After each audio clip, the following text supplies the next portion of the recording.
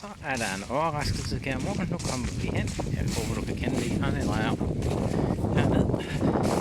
Så se på afstand. Når jeg går hen, der hvor der plejer at være en mudderpøl.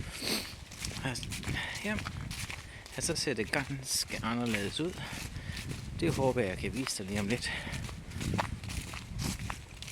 De har simpelthen spredt grus. Og det er ganske godt og trygt at gå.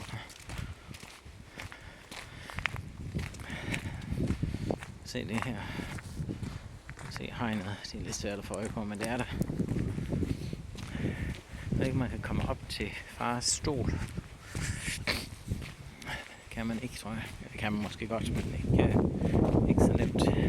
Du kan se, selvom det er lidt mørkt om jorden efter det regner, så er der ikke vådt.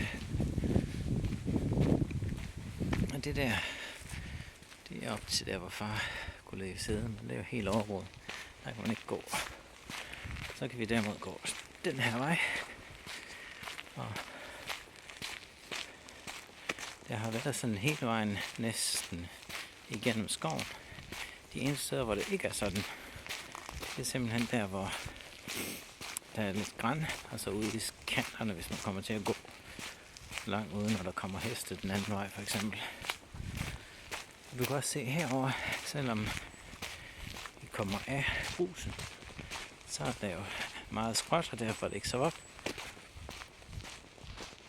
Og så går jeg ikke derop, selvom det er op til Kælkebakken. Nu kommer der nogle cyklister. Det skal de næsten have lov til.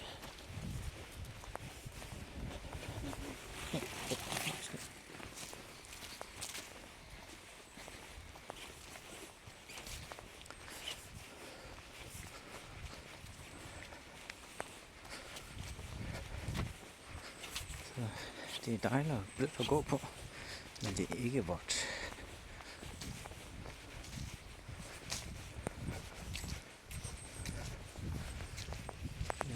Fortsæt med at finde en bil.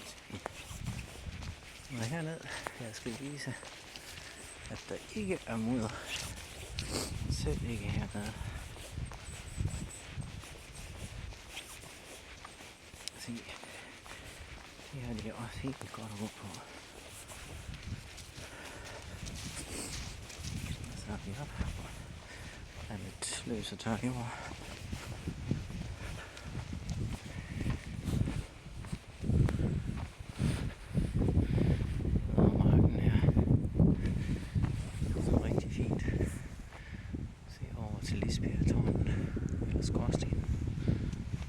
Så kommer vi op.